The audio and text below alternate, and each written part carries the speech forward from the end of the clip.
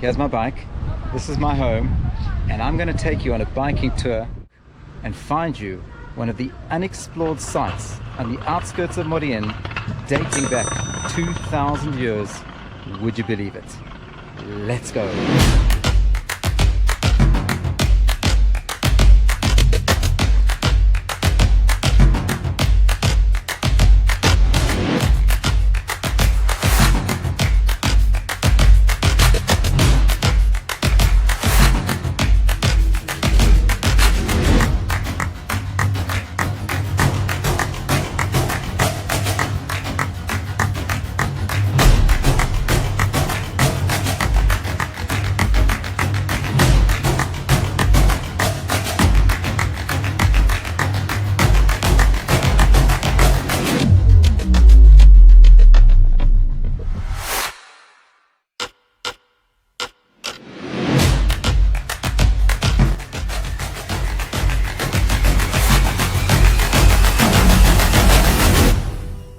I hope you enjoyed the ride. That was 20 minutes outside the city, and look where we've arrived, to these beautiful rolling hills, ancient rocks coming out of the ground. There's a great story to tell here. A site so hidden, a site so unknown, that we need an expert to help us understand. And look at this timing, perfect timing. Dr. Tuvia Book making his way. Shalom Aleichem. How's it, Shalom? Shalom, shalom. What brings you here? Funny you should say that. It was time to explore where we come from. I thought you were just roaming around. Oh well, amongst these Roman ruins, you can tell those jokes. Okay, ladies and gentlemen, let's see what we can see. And there you have it, Dr. Tuvia Book praying to Ra, the god of the sun. Okay, we'll do a quick jog to the nearby site.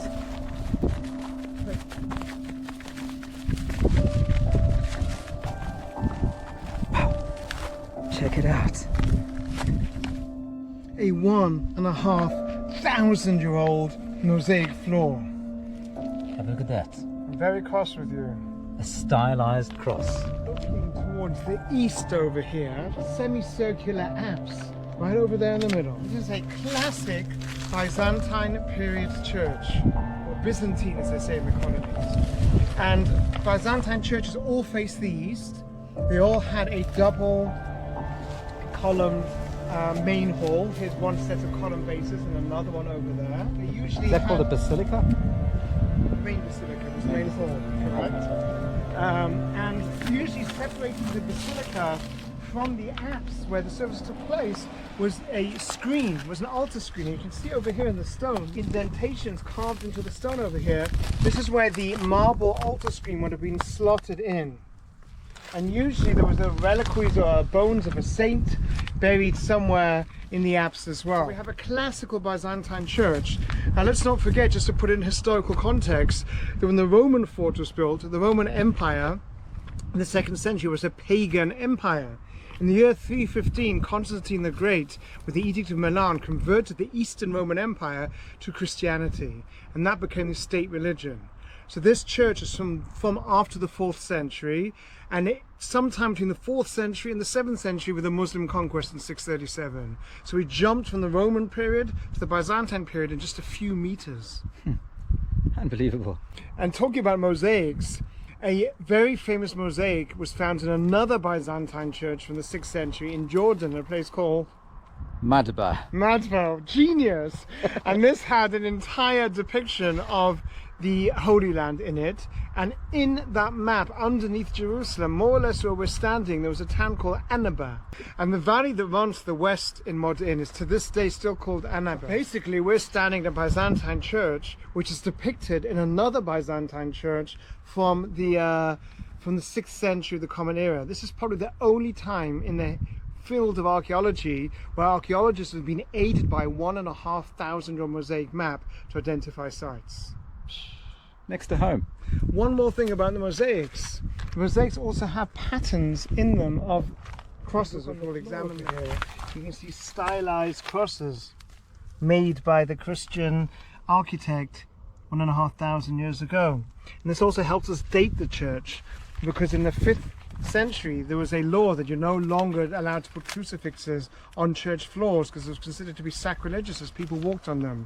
So these crosses help us date the church sometime at the beginning of the Byzantine period, around the 4th century of the Common Era. Look at the bases of these pillars. This is the other side of the basilica.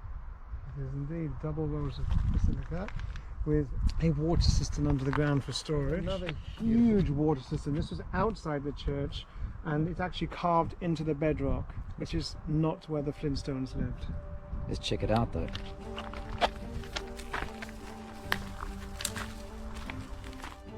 It's got stairs going in, it's got an arch.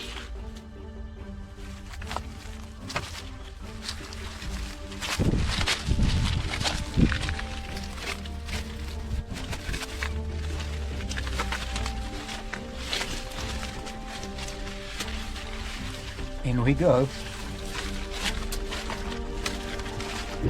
It's a nice place for snakes, scorpions, and the occasional hyena or fox.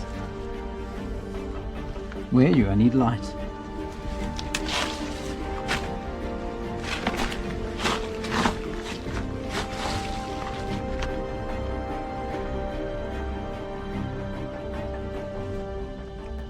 So we've just come in a beautifully carved stone doorway, and we're walking around here, and we see holes for oil lamps carved into the rock itself. 1,500-year-old soot still on the wall. We see a niche in the wall, maybe for some type of statue. And over here, another niche, which in Hebrew is called the kuch. Second Temple period times and afterwards, including the Byzantine era, were actually used for burial. Back then there was a secondary burial as well. Initially they would put bodies in tombs, just like in the time of the story of Jesus, where they would put his body in a tomb, because used in the Second Temple period, seal the entrance for a year, and this door over here could easily be sealed by a big stone block, and then they would come back a year later, gather up the bones and bury them again in secondary burial and put them in something called a sarcophagus, which only had to be the size of your femur, which is your biggest bone over here. And then the little coffin was then put into a little niche or kuch. And this is the niche right here behind us, where probably there was an important dignitary or Byzantine monks or priests were buried. In his very own ossuary. Right outside the church. Right. We're going to head out. We're going to miss the sunset. I see the light. Okay. Okay, we're finding ourselves now at the eastern extremity of the site, right next to the security fence, which had to be moved because of all the fines in this area.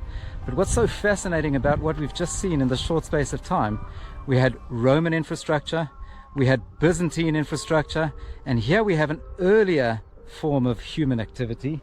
And this was the place of the ritual bath, the mikveh, a place to get spiritually cleansed.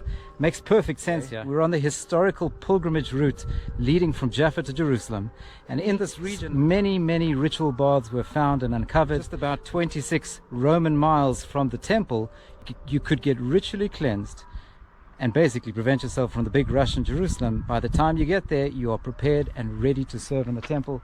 Well, this is the third part of our puzzle. The first part, they Roman forts, so they couldn't build the fence there. So they moved the fence slightly towards east, and they found the Byzantine church. And they said, okay, well, we're going to build on the other side of the Byzantine church.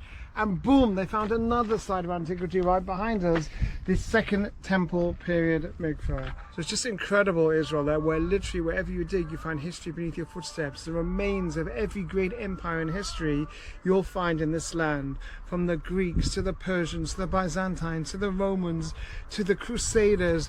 And it's just amazing that Israel itself is a incredible site, a land bridge between three continents, Africa, Asia and Europe, and all these great empires used Israel as a stomping ground. In this teeny little area where we're standing now, you can see that, a microcosm of that phenomena. A place to come to and a place to use all your senses, and I wish you were here with us. At the moment I'm smelling this incredible fig tree. I'm feeling the dust and the stones of the Holy Land. We're at a site that deals with polytheists, with Christians, with Jews, with monotheists, and behind me we're hearing the muezzin call to prayer from the town of Beit Likya. So, you know, it's an explosion of feelings, and it doesn't matter where you are in this country. Every corner has a story to tell, and every piece of territory has something to find. So never a dull moment. But we are so looking forward to having you here. We love virtually taking you around, and we'll continue to do so. But it's best to come, hear, see, taste, smell, and one cannot replace an experience. We'll see you soon. Okay, we're running, trying to make the sunset. We were in the cave for too long. Ooh! Just about made it. An impressive Shongololo. Shongolola, Shongolola. Shongolola. Nice. Let me just get into the belly of this site. So here we are in the belly of this gorgeous ruin. I don't call it ruin, I actually call it alive with messages of history that surrounds us. Just outside Modiin, a hidden treasure. I thoroughly enjoyed being introduced to this site by Dr. Tuvia Book, and I hope you guys have enjoyed it with us. Smash the subscribe button, follow us, we'll feed you with information, we'll feed you with meaning. A land of so much richness.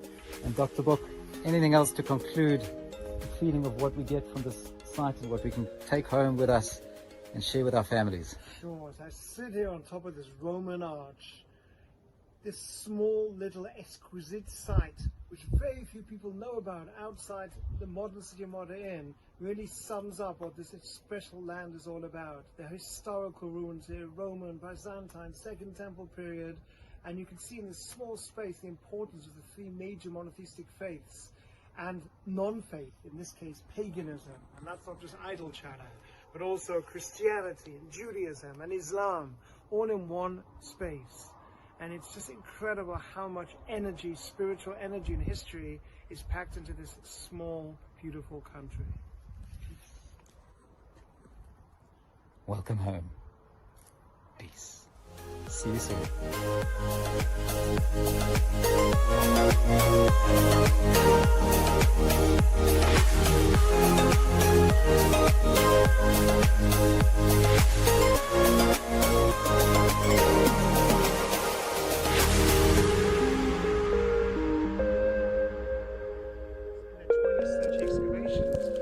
Found in another Byzantine church in a place called Madaba in Jordan.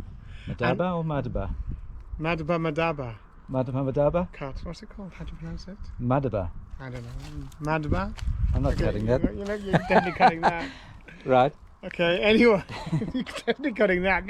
Look at that. Cut. That in a place called Madaba. Madaba. Genius. Genius.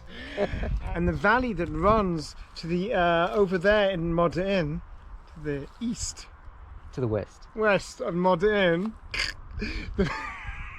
Cut. You have to cut this out. And the valley that runs to the west in Modiin is to this day still called Anaba. Did you guys see that? Cut. You have to cut this out.